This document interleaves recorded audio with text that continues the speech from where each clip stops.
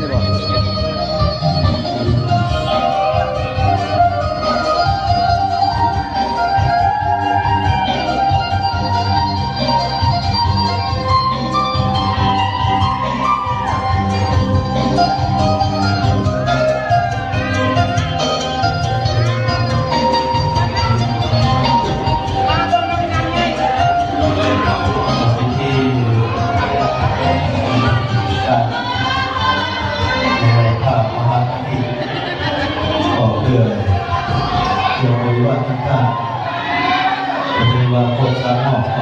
ที่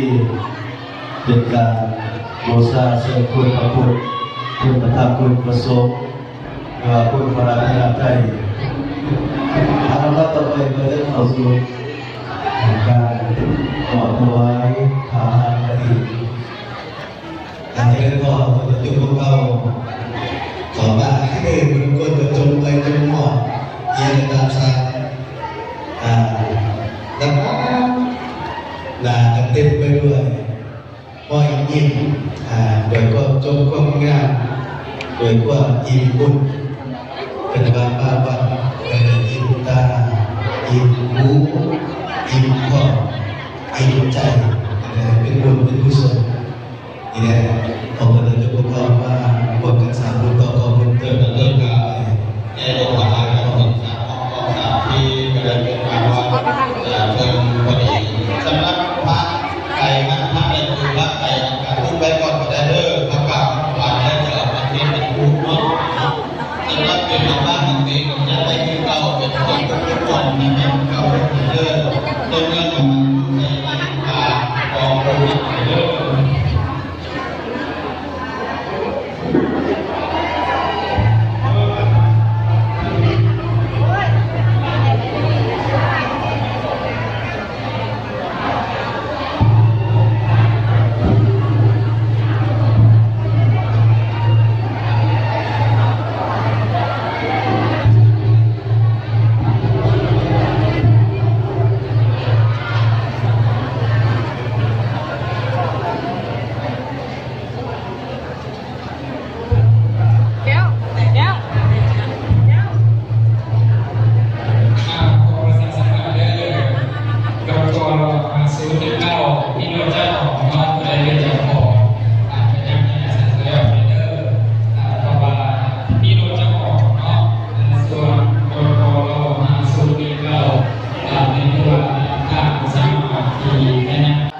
ให้แก่คณะสงฆ์เนาะ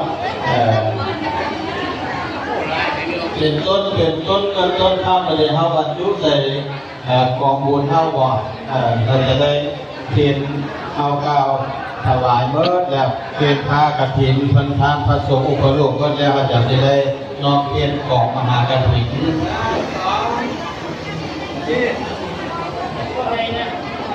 ต่อไปจะเข้าสู่พิธีทางศาสนาตรงนี้เนาะท่านแต่พอท่านนั่งกับขอเชิญนั่งเด้อท่านแต่นั่งแล้วกับขอความสงบต่อไปจะได้เข้าพิธีทอดพระกฐินเด้อเด้ออาเทพพลังและเกิดโลกพอเพื่อเจ้าสัตว์ทั้งหลายทำอยู่ใกล้เป็นอยู่ไกลทำภายในและประเทศที่เจตจำนงประสงค์ศรัทธา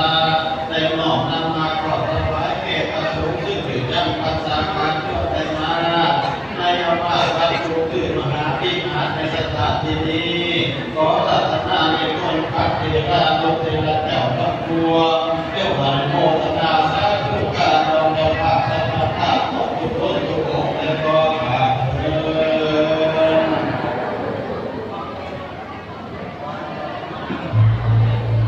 อภินัน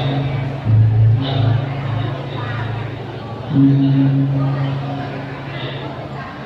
กฐินนาตากับตัมปะอนิสุบริวารนักบวชนี้เป็นกองศรัทธาสามัคคี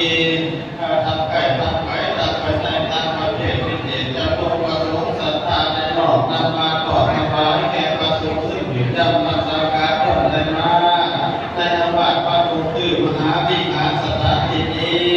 ขอเชิญพ่อแม่เฒ่าแก่เจ้าคุณนนายญาติพี่น้องทั้งหลายจงได้อนุโมทนาสาธุการเราเจ้าภาพเจ้าสถานทาน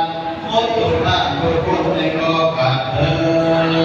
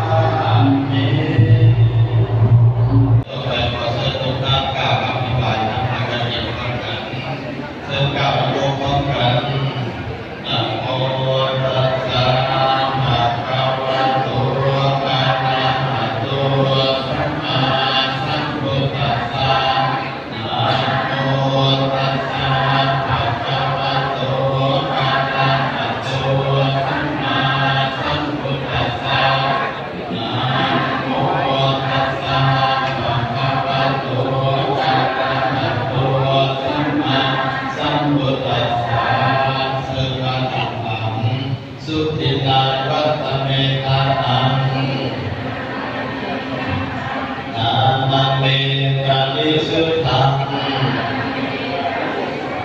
อาสาวะกัญญาหัง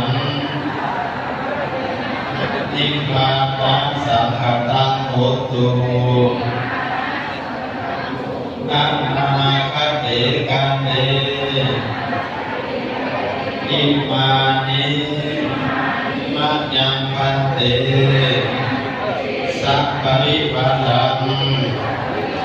กัปปินาจีวรพุทธัง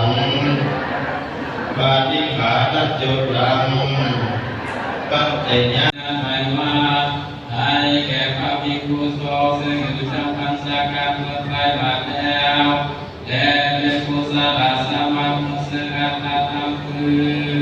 อานิสงส์อมตะกับแปดปฏิโภคของทัจจานังเป็นอยู่กับปัจจุบันทิฏฐานกัน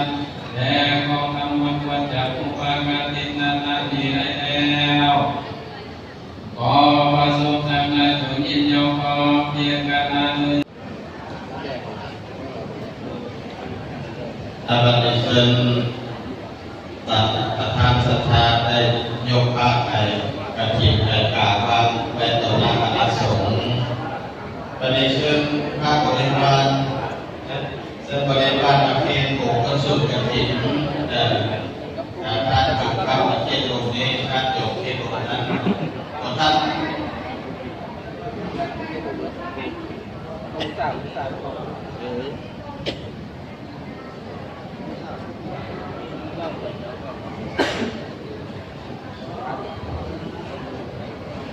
วันนี้สำหรับพระบริวารเราที่ทุกท่านในเนี่ยแจ้งน้ำมาใส่ของตัวพิเศษอะไรต่างๆเพื่อจะใช้เอง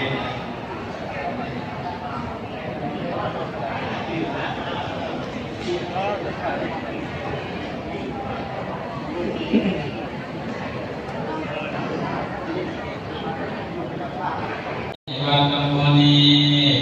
เป็นกองทุนการสลับวันแม่ยิงเราศูนย์การแนวรับสังสารหวังกับการรักษาชาวเชื้อสายจากประเทศตะวันตกพร้อมด้วยการรักษาทางนามีภาษาศาสนาเรื่องสายดันแห่งกาเอกป้องกันมันน้อมถวายแก่พระภิกษุสงฆ์ซึ่งอยู่จำพรรษาการวันไตรมาสนาวาทีแล้ว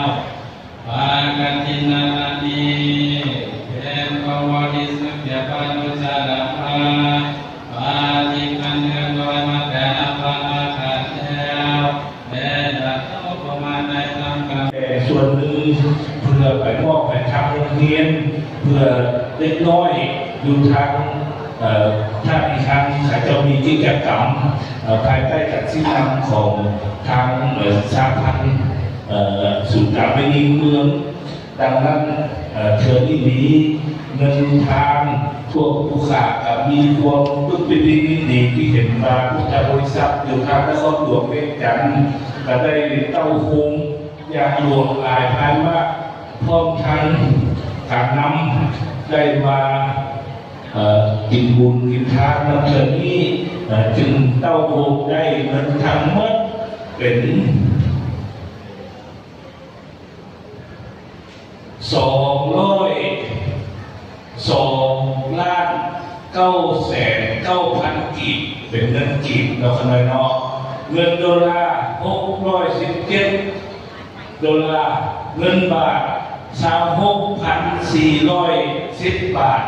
และเงินยูโร400 ยูโรเงินทั้งหมดนี้พร้อมเดียวกันนั้นพระอาจารย์พระครูสวัสดิ์ของพวกเขาเพิ่นก็ได้มอบ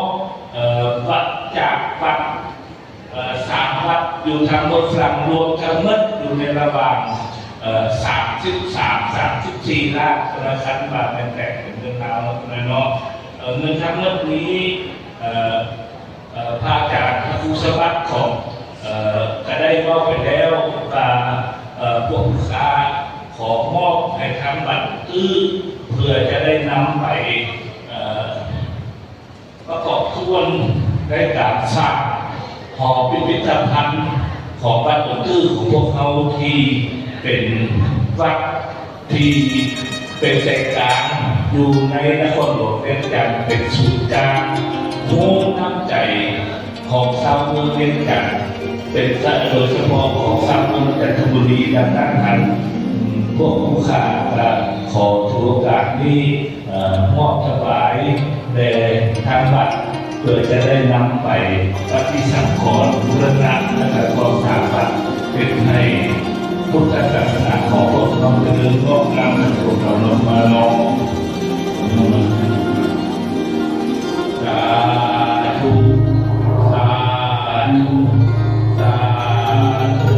อาตุโมนามิสัพโพอิมังสัพปริปันตังกัปปินาอิวะระตุสังกัปปิฆาตโยตังปัจจญาทานังสัพปริปันตัง